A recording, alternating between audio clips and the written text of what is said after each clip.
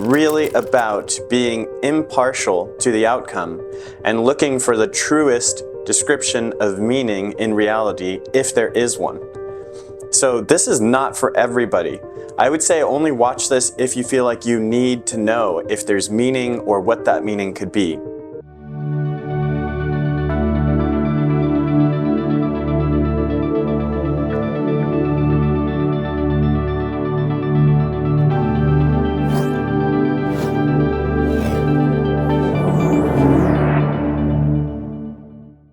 Hey Sapiens!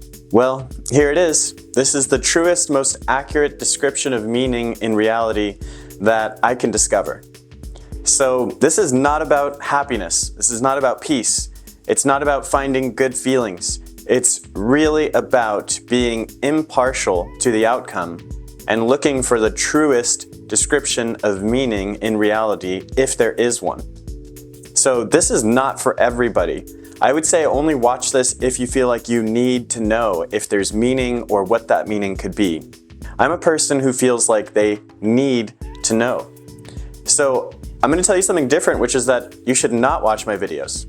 Like, if this is not super important to you, don't watch. When I was starting out on writing my work, I didn't know of anyone contemporary who was doing something similar to the project that I wanted to do. Since I started my project, there have been quite a few people who have come forward with different ideas about this, and I would recommend that you look at their work. One person I would recommend is John Vervaeke. He's a philosopher and cognitive scientist.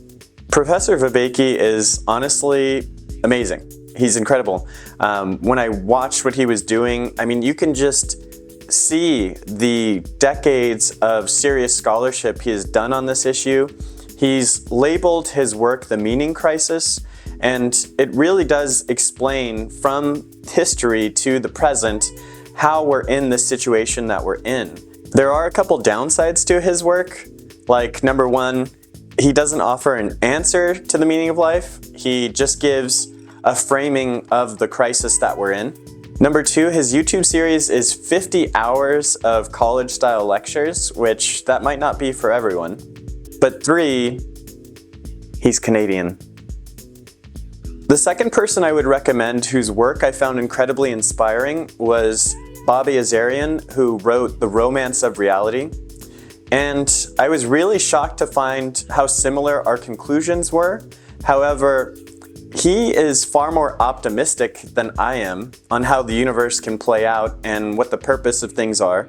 But nonetheless, I just found that his work was incredible as well, and the way that he builds his arguments up, it's really impressive. So I would definitely recommend The Romance of Reality by Bobby Azarian.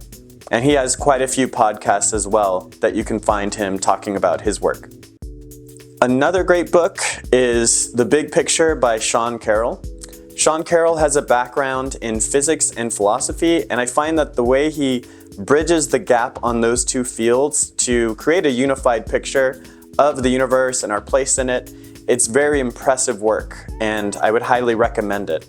None of these individuals, however, offer an actual answer to what the meaning of life is. So I'm going to offer an answer, a couple of answers actually, and I hope to lay out many facts over the course of these videos so that you have the same knowledge that I would have. I'm trying to offer a couple of answers to the meaning of life. Of course, most people are not foolish enough to offer an answer to the meaning of life, but that's what I'm doing. I hope, as I explain the facts and knowledge that made me reach these conclusions, you will be reaching the same conclusions as well.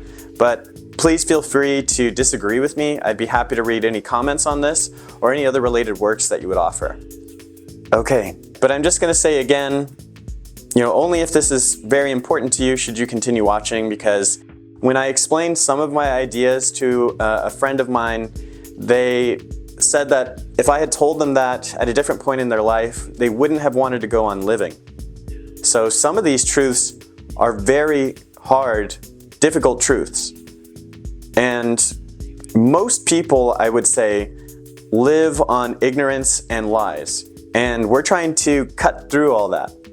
So they're very productive lies, but they're not true either. They're illusions. So again, for most people I would say, don't continue on unless you're ready to give up some illusions or deeply question your assumptions. So with that, I'm hoping all the normies are gone and we can go ahead and get started. Okay, so when we talk about the meaning of life, I would actually break down reality into three parts.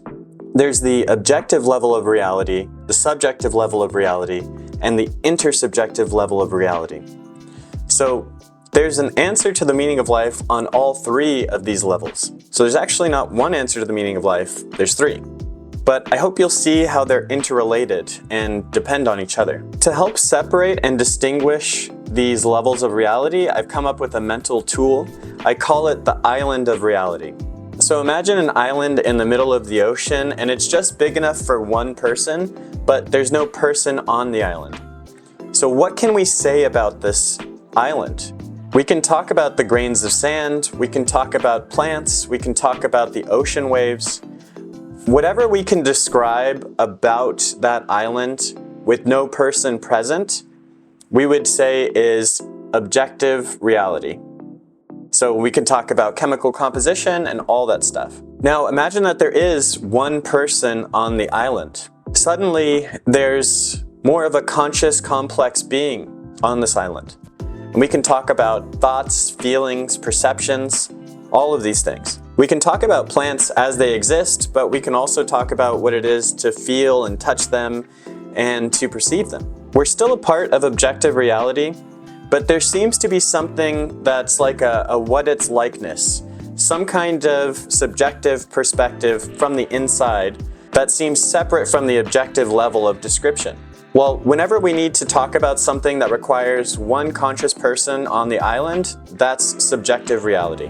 Whatever requires two or more people to talk about, that's intersubjective reality. Intersubjective reality is two or more minds communicating with each other. So language is really important here because words don't have meaning in themselves, they have meaning in the context of communication. So this idea of the island of reality, I'll be applying it over and over, and hopefully I think we would reach the same conclusions once we have these distinctions. Okay, so let's imagine a $100 bill.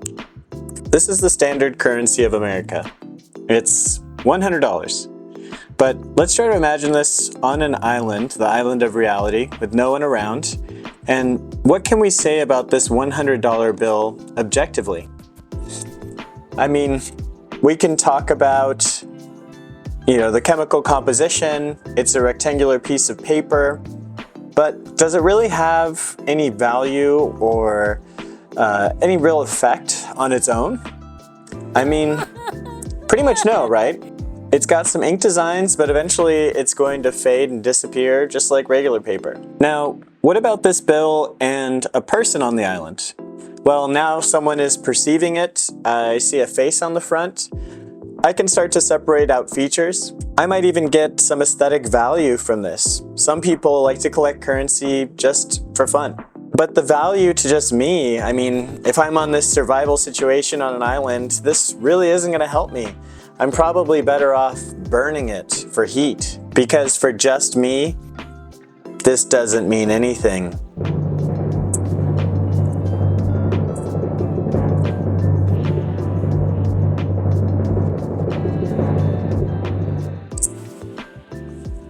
It has no value. I'm kidding, I'm not gonna waste $100. Because when there's at least two people on the island, something interesting happens. If I know that the other person has some amount of value in this bill, and if it actually matches the value of $100, then suddenly it has more influence and impact on our actions, our behaviors, our thoughts. It affects the network of subjective influencers. So it also changes the other person if they believe I have value in this $100 bill. When values clash, they often center on some kind of compromise. We live in a world where millions and billions of people believe in the value of money. Suddenly, this rectangular piece of paper can cause so many things, affecting shelter, violence, politics, just about everything that money impacts. Money is a part of reality, but it also isn't quite objective reality. There's another layer above it in subjective and intersubjective reality. I mean, observing money, it's not really the money itself that affects people, it's what people believe and what they're willing to act on. The value of money tracks in the belief and behavior of humans. So this is just an example of using the island of reality, and this thinking tool, I'm going to apply it again and again and again. So I want you to have a decent sense of it. Something else about money is that it also exists on all three levels, and we can see how they're kind of distinct. They aren't super informed by each other. But we can start applying this tool of the island of reality over and over again. We can think about our memories and our experiences and analyze them in three parts. So again, to talk about those levels of reality and also to see what science investigates them more closely, I would say that there's objective reality, so what exists without any person, and this is physics giving rise to chemistry, giving rise to biology. There's subjective reality, so what exists with one person, and that's cognition and psychology arising from biology. There's intersubjective reality, so that is what exists with two or more people. And this is psychology giving rise to mass psychology, sociology, and the social sciences. I hope that by using this tool, if we both do it and you see how it is in fact useful to draw these distinctions, then ultimately we'll both be led to the same conclusions. Something else to be brief about is, okay, where's the philosophy in this? And philosophy is definitely an interesting subject. So where's philosophy in this? Excellent question. It's actually, I would say, so here's like a preliminary definition of philosophy. So philosophy is a reflection on the three levels of reality and how they relate to each other. So all three of these levels of reality interact, and philosophy isn't so much about any one of those particular levels, but it's about how they relate to each other. So it's a relation on a relation. So that's often why philosophy is about something. But often when the question becomes so precise that you can investigate it empirically, then it becomes a science. So I'll be talking about philosophy a lot, and I'll be trying to give some solutions and answers to some sub-problems, and hopefully open up some new areas of thought. So I'll be giving a perspective on many sub-problems in philosophy throughout this work. Okay, something else I want to clarify right now. So this is not my answer to the meaning of life. I'm specifically looking for the objective answer, one that's independent of any one person. I mean, my answer to the meaning of life is just my personal subjective answer. But what I've looked for is about as objective as I can get to. I'd like to explain why many people will not accept this meaning of life, or the meaning of life in general. The human mind functions largely on duration, path, outcome. Have you ever been told no one knows the meaning of life? Well, partly it's because the duration for the search for the meaning of life seems like it would take longer than any single individual life. The path is also unclear. Where should you go? What should you study? The outcome is also unknown. What will you feel? What will you know at the end of this search? So for these three reasons, most people will give up on the meaning of life and the search for it and go for more attainable goals. And somewhat like I said before, the question of life is an existential question, but it's a question about living. When we are busy living, doing, we don't question what life is about. It's only when we're stepping back and we're taking this position of an observer that we begin to ask, why is this happening? What is this all for? What's the meaning of it? So if you're not often stepping back and asking yourself, what is the meaning of life? Or what is the meaning of this action? Then you basically don't hold a question, so you don't really perceive the answer to a question. It won't be that meaningful to you because you don't think about it that much. I just feel like I'm a person who needs to know, who needed to know. And duration, path, outcome, I would just try anyway. And it meant a lot to me. And I was often listening for what could be the meaning of life, what were different perspectives on the meaning of life. So I'm just making this series for people like me to hopefully save you some time. I think this is something that you can build off of. I'd be really shocked if you heard everything in this series already. So if you feel like you need to know, please continue. Quick outline of my argument. I'll list some of the premises here. There are 3 levels of reality: objective, subjective, intersubjective. Objective reality causes subjective reality, which causes intersubjective reality. The 3 levels have causes on each other, interrelationships. The universe goes from more orderly to more disorderly, entropy, following the laws of nature. Complexity quickly and efficiently creates more entropy. Complexity causes life, which speeds up entropy and the heat death of the universe. And in exchange, life grows and maintains against entropy before eventually succumbing to disorder. Life causes subjective experience, consciousness. And consciousness in humans is the feeling of not being in a dreamless sleep. Does that make sense? Consciousness involves self-perception, decision-making, and modification of behavior. There is something it's like to be information processing. Consciousness gives subjective meaning and value.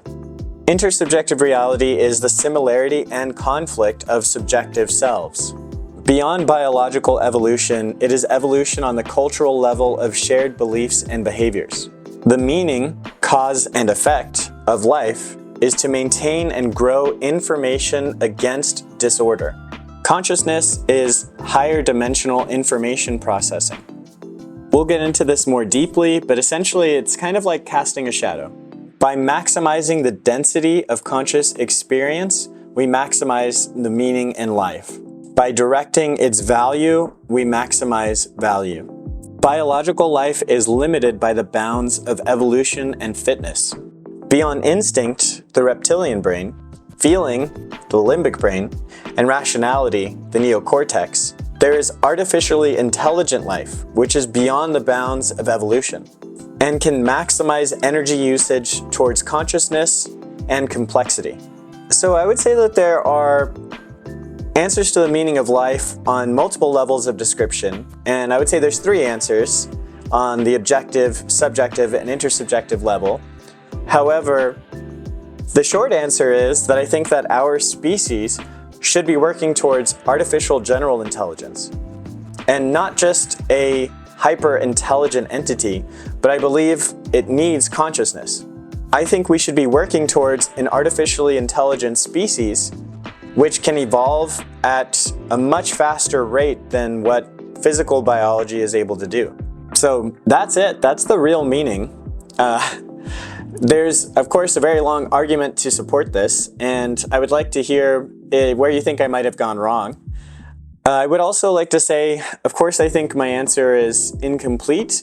I think we also need a more fundamental theory of physics. We can always expand more there.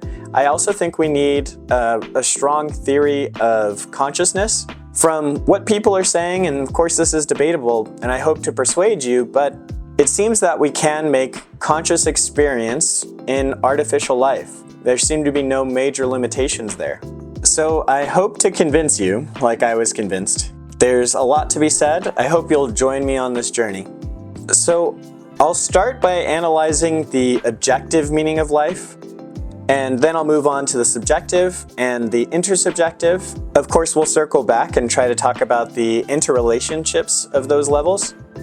But this next part of the series is going to be talking largely about objective reality, and I'm going to be spitting a lot of facts at you, so talking to you about philosophy, but also science, and just giving you a lot of ground information that I hope at the end you'll see why I'm reaching these conclusions. But we're going to start off with a much simpler problem. It's called the game of life.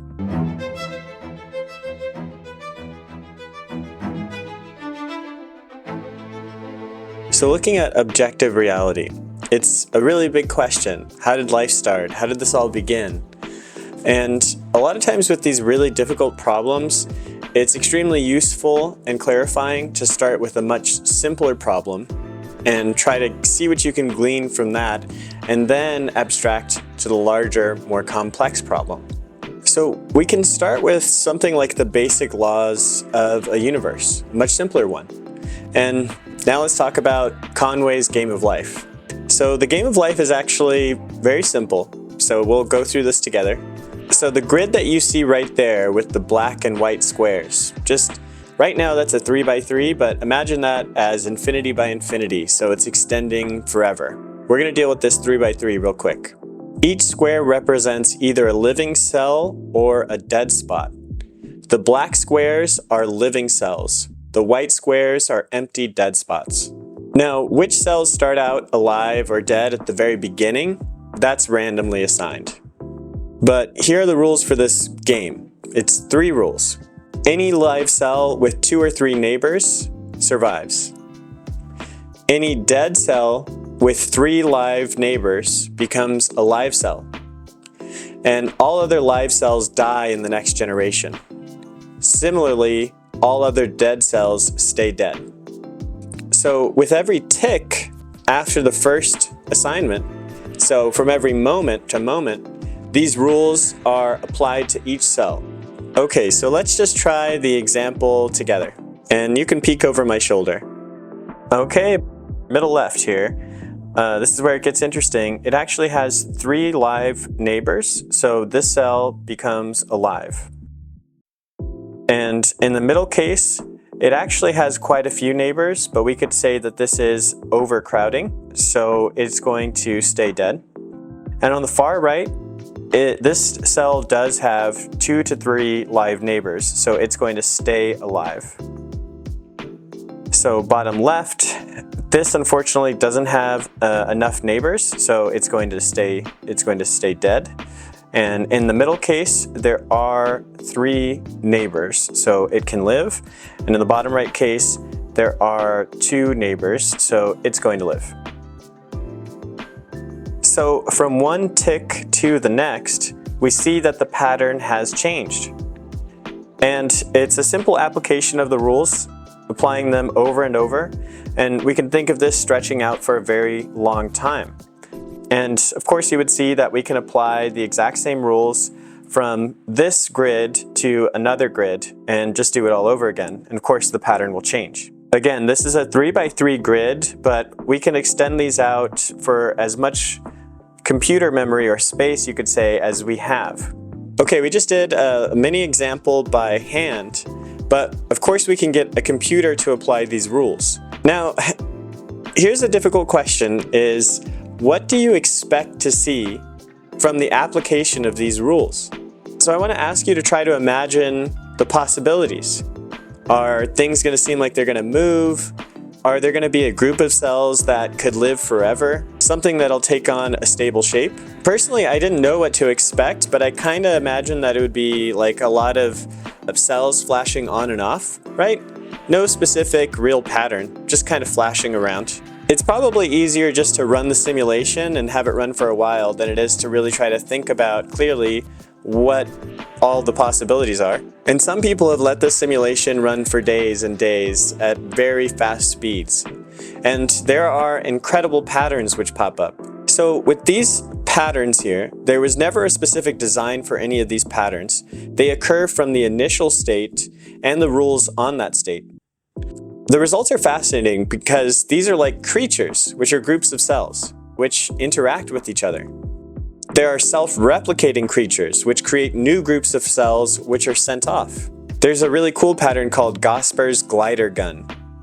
As you can see, there's a stable form, the square, and 2 forms in between it. They're bouncing off the square and then they hit each other, and from this interaction a little glider starts flying off and just floats towards the corner of the screen. So here's a quote.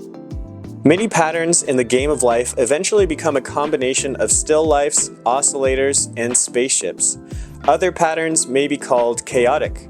A pattern may stay chaotic for a very long time until it eventually settles to such a combination.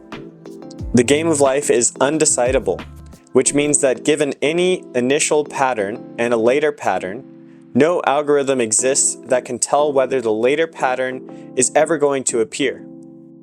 This is a corollary of the halting problem, the problem of determining whether a given program will finish running or continue to run forever from an initial input. Okay, undecidability, the halting problem.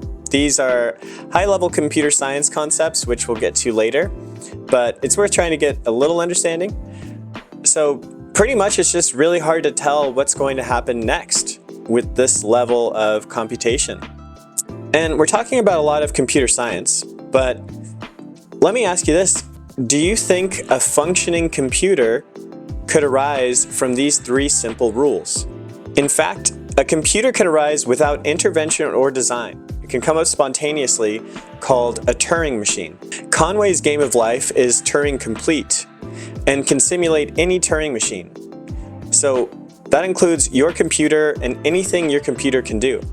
Let's get deeper into Turing machines later, but any algorithm can be carried out by a complex enough group of cells in the game. So groups of cells can self-replicate and carry out programs, processing information, all from three simple rules.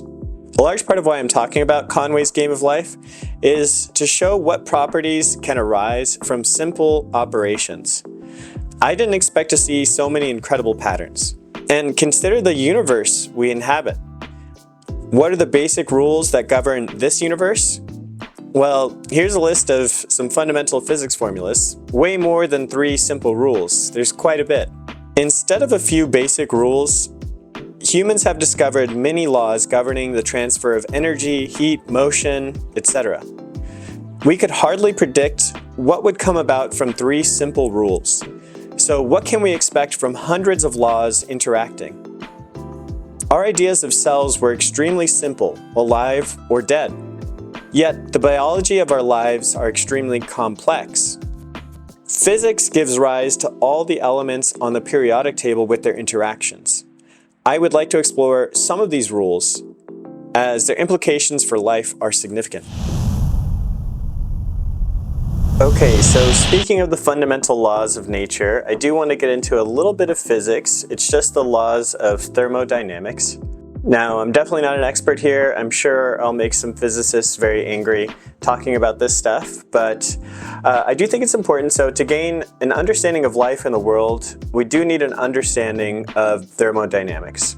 So again, quote here, thermodynamics is a branch of physics that deals with heat and temperature and the relation to energy, work, radiation, and properties of matter. The behavior of these quantities is governed by the four laws of thermodynamics, which convey a quantitative description using measurable macroscopic physical quantities, but may be explained in terms of microscopic constituents by statistical mechanics. Now, part of why I'm including this is because it's cool, but stay tuned, you won't believe what the second law of thermodynamics is. So just to go over these briefly, the three laws of thermodynamics define physical quantities, so temperature, energy, and entropy, that characterize thermodynamic systems at thermodynamic equilibrium. The laws describe how these quantities behave under various circumstances and preclude the possibility of certain phenomena, such as perpetual motion. So the first law of thermodynamics is the conservation of energy. So you might have heard this before, but in the thermodynamics realm, so it states that the total energy of an isolated system is constant. Energy can be transformed from one form to another, but can be neither created nor destroyed. There are several concepts tied up with this first law, such as work is a process of transferring energy to or from a system in ways that can be described by macroscopic mechanical forces exerted by factors in the surroundings outside the environment. So work is about transferring energy into or out of the system. So here's something about heat. The flow of heat is a form of energy transfer. Heating is a natural process of moving energy to or from a system other than by work or the transfer of matter. Direct passage of heat is only from a hotter to a colder system. And I don't know why this seems to be emphasized. I think it is a big insight. In these thermodynamics books, they're definitely harping on this, but it's combining these principles leads to one traditional statement of the first law of thermodynamics. It is not possible to construct a machine which will perpetually output work without an equal amount of energy input to that machine. Or more briefly, a perpetual motion machine of the first kind is impossible. So basically you can't get infinite energy, and what you put into a system is the energy you get out eventually. So the second law of thermodynamics is about entropy, and it's the irreversibility of natural processes, and in many cases the tendency of natural processes to lead towards spatial homogeneity of matter and energy, and especially of temperature. And it can be formulated a variety of interesting and important ways. Bobby Azarian, in his book, The Romance of Reality, does an excellent job of explaining entropy and the different kinds there are.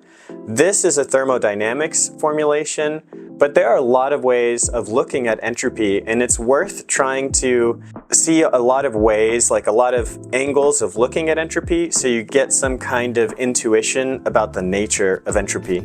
Because entropy, I think, as far as the meaning of life goes, is extremely important and is highly explanatory in many ways. But again, Bobby Azarian talks about there is thermodynamic entropy. So we can talk about things in terms of heat and energy flows and transformations. But then there's the entropy of Boltzmann. And Boltzmann was a physicist and statistician, and he had a way of talking about entropy, which was about the organization of matter. So it's how many ways that matter can be organized in like essentially the same form. One way of explaining entropy that seems to get it across to people is like if you have your room always gets dirty, and there are plenty of ways for your room to get dirty and messy, but you have to put in work to clean it up and to reorganize it again. But you can see how things go from chaos to disorder.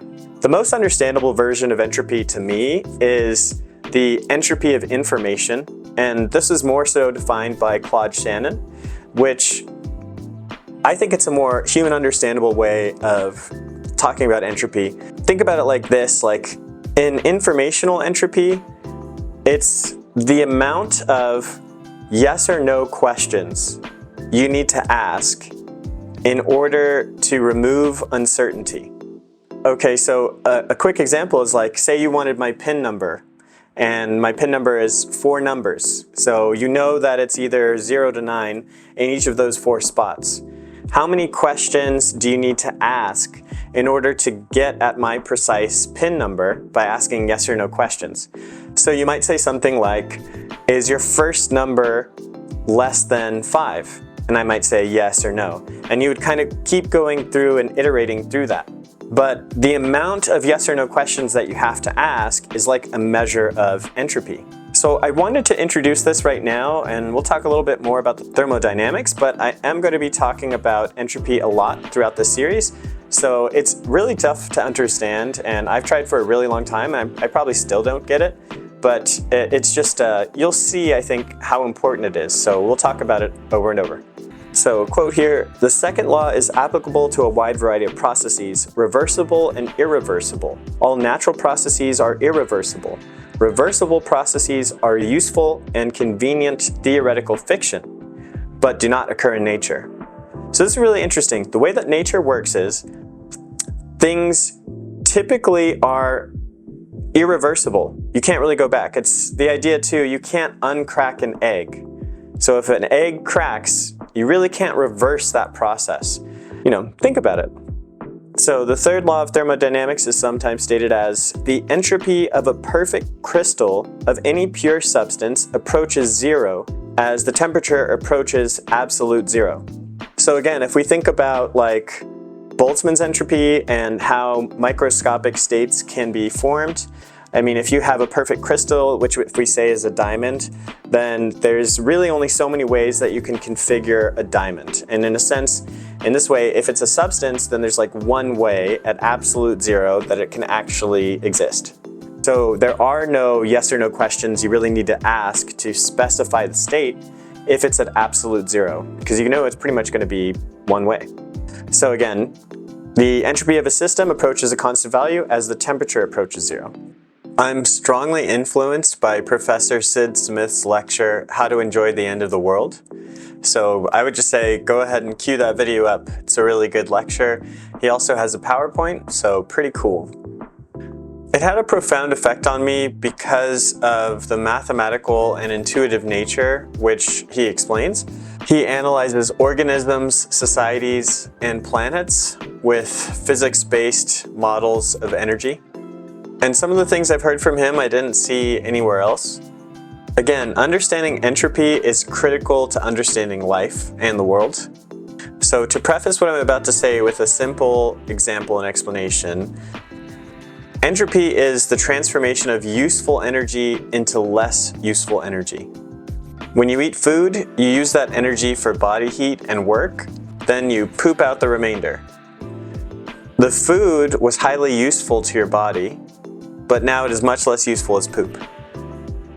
As another example, we use gasoline oil, and that produces work and heat, but it becomes much less useful once burned. So from Professor Sid Smith, this is a quote: "The second law of thermodynamics states that entropy of an isolated system never decreases over time. Isolated systems spontaneously evolve towards thermodynamic equilibrium, the state with maximum entropy.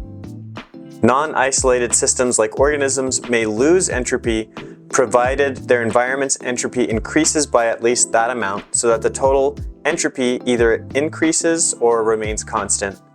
Therefore, total entropy in the universe does increase. Entropy is a function of the state of the system, so the change in entropy of a system is determined by its initial and final states." So basically, life is very strange because it seems as though we're going against entropy. Instead of going towards disorder, we take energy or exergy from our environment to maintain our own form. But it's because of this exchange with the environment. We take some useful energy and use it for ourselves, and then we ultimately, though, transform that energy source we used and increase the total entropy. A dissipative structure is embodied energy that takes in exergy, which is low entropy energy, and expels heat, high entropy energy, according to the arrow of time, tending towards increasing entropy. For instance, a fire is a dissipative structure. Fire uses fuel, exergy, to maintain and grow until the fuel is used. Once the fuel is gone, all exergy has been released as heat. The energy is the same, but the exergy is gone. So, his quote, "One can view the entire universe as a dissipative structure. The Big Bang released exergy, creating time and space. The feature that is perhaps most characteristic of dissipative structures, including the universe itself, is complexity." Again, complexity appears to defy the second law of thermodynamics, which states that in a closed system, entropy will always increase. So, his quote too, "Order is never spontaneously produced from disorder. Once a glass breaks, you can't unbreak it." So every dissipative structure converts exergy to heat, but it does so based on the rules of energy transfer and the self-organization of the dissipative structure itself. Also, in the book, The Romance of Reality, I really like Bobby Azarian's simple explanation of complexity, and the definition is more parts and more connections between those parts. That's complexity. So as complexity increases, again, more parts, more connections. But this is a really interesting way to look at things. I hadn't really heard of dissipative structures before, but living creatures are dissipative structures. We are not unlike a fire, which consumes all available fuel to expand and maintain itself until there is no more. But the fuel needed for life is simply more complex. We require many different kinds of fuel. Food, typically other complex dissipative structures like plants and animals, to maintain and grow our own structures, our bodies. The way heat and energy are dissipated from our body is governed by physics and biology, where biology is the study of living dissipative structures. Fire doesn't appear to consciously direct itself, just like we don't decide how to sweat or where our blood vessels should grow. Our bodies emerge from a long evolutionary process. Evolutionary processes selected for the rules which govern our bodies, and we need an understanding of evolution to understand life. Just like how complex patterns emerged in Conway's Game of Life, so too did life emerge as a complex pattern from an initial state. Here are the properties of dissipative structures from Professor Sid Smith. All dissipative structures consume exergy, transforming useful energy into less useful energy. All dissipative structures give rise to complexity, i.e. they are self-organizing, as an emergent property of the way their inherent rules channel their energy flows. And thirdly, no dissipative structure is immortal. Crises can disrupt homeostasis. The more complex a system is, the more ways it can go wrong. Greater complexity increases the possibility of a crisis occurring, as well as a crisis causing a cascade of further crises, ultimately unraveling homeostasis, causing death. This gives a basic explanation of aging. An organism reaches its peak maturity and accrues damage and mistakes over time. There is a crisis like a burn on the body. Your body tries to heal as best it can and work around the trauma, but the system becomes less able to adapt in the future with that scar tissue. The scar tissue cannot function as flexibly as undamaged skin, opening a path to a future crisis. There are all kinds of crises occurring in our bodies that we won't feel. Eventually, the organism cannot adapt and dies.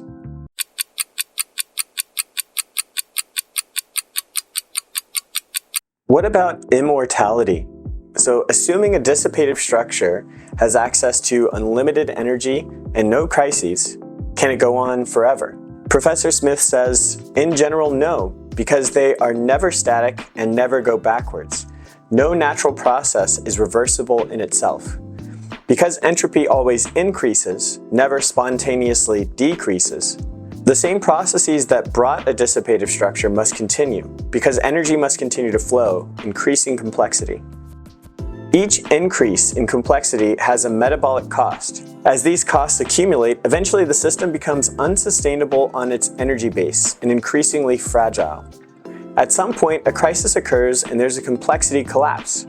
If exergy is still available post-collapse, new dissipative structures will arise anew, typically with significant differences from the old structure. The biologist Eugene Odom describes this process in ecosystems called ecological succession. Ecosystem means a biological community of interacting organisms in their physical environment. An ecosystem begins on pure rock with small and simple dissipative structures. Eventually, the entire ecosystem collapses and ends. A new ecosystem is built on a previous ecosystem. Each community of organisms in the ecosystem alters the environment. So a quote here, it culminates in a homeostatic ecosystem in which biomass and symbiotic function between organisms are maintained. Maximum, that is, per unit of energy flow. Nature always optimizes. To repeat, self-organization is directed towards achieving as large and diverse a dissipative structure within the limits set by the available energy input and the prevailing physical conditions. Once homeostasis is achieved, the ecosystem is mature. However, eventually the ecosystem succumbs to its own fragility. A small perturbation in climate, or a fire, or an evolution of a disruptive, invasive, or parasitic species, and all the intricate specializations that led to the optimization of the structure become in turn the cause of the system's failures. In the long view, this is not a tragedy, but an essential component of the evolutionary process. It's precisely the story of life on this planet, with its breathtaking diversity, not only across continents, but across time. Gosh, Sid Smith, away with words, a wordsmith. But again, putting this more concretely, eventually every organism relies on the whole system to survive. Once the system dies, the individuals die as well. In a similar way to how a fire will burn available fuel, organisms and ecosystems adapt to consume available fuel, exergy, specializing in the process of transforming that useful energy into less useful energy. We see that specialization is a natural drive. When an organism specializes, they typically have a fuel source that other organisms find useless or undesirable. The rules governing other self-organizing organisms don't allow them to use that energy, while the specialists become efficient. So this is a lot of what we see in ecosystems. There are certain organisms that specialize in certain types of energy. And when they specialize, they get better at using that energy, so they become more efficient, more optimized, but also they have less competition for that source of energy compared to other organisms. And that's about finding your niche. When you develop into a niche, evolutionarily, you're better able to survive. But we can see why this is fragile. So, say an animal like a koala or something relies on one specific plant, like bamboo. If bamboo goes extinct, then that koala, that species, will most likely go totally extinct if they're highly specialized and adapted in such a way that they can't adapt quickly to another source, then they all die off. And that's the fragility. When you have a really balanced ecosystem, and almost every organism is specialized in some way, it does reach maturity at that stage, but there are knock-on effects. Like if one species relies on another, which relies on another, it's a chain of events, often where an ecosystem will collapse at some point, because there is some crisis that spreads and collides and collapses with the rest of the ecosystem. Okay, so we'll come back to this. It's super interesting, and we're going to revisit this again, but I want to switch gears a little bit and talk again more about humanity. So when we talk about life, we often mean human life. And when people talk about the meaning of life, they often mean the meaning of human lives. The story of biological life in ecosystems is the beginning of the story of humans. This timeline of history is from Sapiens, A Brief History of Humankind by Professor Yuval Noah Harari. I highly recommend this book as it discusses the origin of our species and how we came to dominate the planet. I really can't recommend it enough. You can find a summary on Wikipedia, I'll link to that, but please do your best to read over this timeline that's flashing on your screen. Try to get a sense of how much time has passed. Yeah, this book, Sapiens, I would say it's one of the books that has most changed my life. I was riveted. I read it multiple times, mostly listened to it on audiobook. And gosh, the way it talks about humanity, it does broaden your perspective and make you think long term. And most of all, I would say it gave me appreciation for myths, for intersubjective reality. It made me think a lot more about the objective, subjective, and intersubjective realities. And previously, I often scoffed and dismissed at intersubjective reality, at cultural ideas, because they are very fuzzy. They don't agree with themselves very often. There's a lot of conflict. But reading this book just blew me away. And I would say it should be like a Bible. I wish this book was everywhere. Everyone should have access to it, and it should be in schools.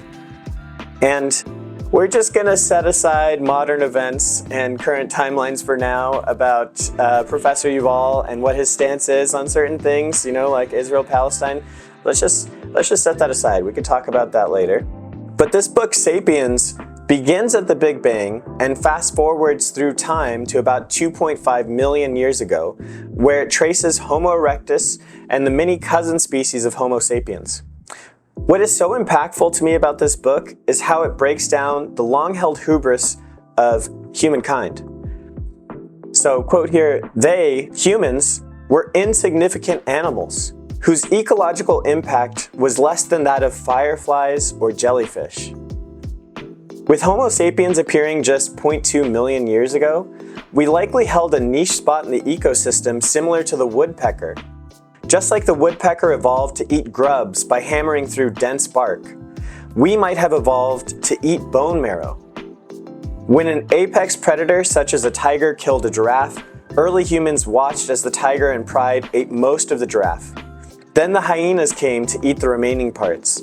Finally, early humans, after looking all around for predators, slunk towards the carcass to eat any remaining tissue and used stone tools to break bones and eat the marrow. That was our niche.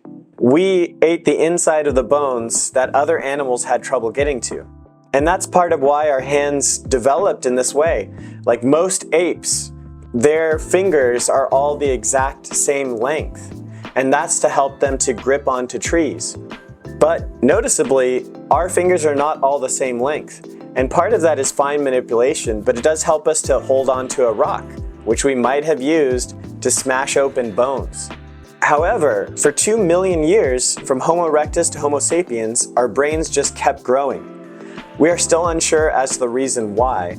With the domestication of fire, humans could scare away beasts, keep themselves warm, cook food, and control their environment. Of course, cooking food allowed our bodies to absorb nutrients better. This hints at what was to come. Humans getting more resources from the same amount of food or land compared to other species. One human could easily burn down a forest in a matter of 20 minutes. Humans learned to do controlled burning, which allowed them to pick through charred meat and other foods in the aftermath of a fire. So our species co-evolved with the use of fire. Harari divides the history of sapiens into 4 parts. The cognitive revolution, which is 70,000 BCE, where sapiens evolved imagination. The agricultural revolution, 10,000 BCE. This is the development of agriculture. The unification of humankind, which is the gradual consolidation of human political organizations towards one global empire. And then there's the scientific revolution, circa 15 CE, the emergence of objective science. But what was the cognitive revolution? Well, this sculpture pops up a lot in a lot of books. The Lion Man sculpture is the oldest known work of figurative art, the first sculpture known depicting a creature entirely from the human imagination, half man, half lion. The work is 35 to 40,000 years old. It seems quite simple, but this was a huge evolutionary step that must have happened at some point. We took what was in our mind and only existed in our mind and created it through art and depictions. There must have been a time as well when the first imaginary stories were spoken that didn't have anything to do with the immediate environment. So, a quick summary from Wikipedia. Harari's main argument is that sapiens came to dominate the world because it is the only animal that can cooperate flexibly in large numbers. He argues that prehistoric sapiens were a key cause of the extinction of other human species, such as the Neanderthals, along with the numerous other megafauna. He further argues that the ability of sapiens to cooperate in large numbers arises from its unique capacity to believe in things existing purely in the imagination, such as gods, nations, money, and human rights. He argues that these beliefs give rise to discrimination, whether that be racial, sexual, or political, and it is potentially impossible to have a completely unbiased society. Harari claims that all large-scale human cooperation systems, including religions, political structures, trade networks, and legal institutions, owe their emergence to sapiens' distinctive cognitive capacity for fiction. Accordingly, Harari regards money as a system of mutual trust and sees political and economic systems as more or less identical with religions. Harari's key claim regarding the agricultural revolution is that while it promoted population growth for sapiens and co-evolving species like wheat and cows, it made the lives of most individuals and animals worse than they had been when sapiens were mostly hunter-gatherers, since their diet and daily lives became significantly less varied. Humans' violent treatment of other animals is a theme that runs throughout the book. In discussing the unification of humankind, Harari argues that over its history, the trend for sapiens has increasingly been towards political and economic interdependence. For centuries, the majority of humans have lived in empires, and capitalist globalization is effectively producing one global empire. Harari argues that money, empires, and universal religions are the principal drivers of this process. What makes humans so unique is our ability to cooperate flexibly in large numbers. Other swarm and hive creatures cooperate in large numbers, but they follow simple rules. Humans can learn new rules and collectively change their behaviors. The accumulation of knowledge in various subjects and the depths explored lead me to believe we can give a more detailed and accurate answer to the meaning of life than ever before.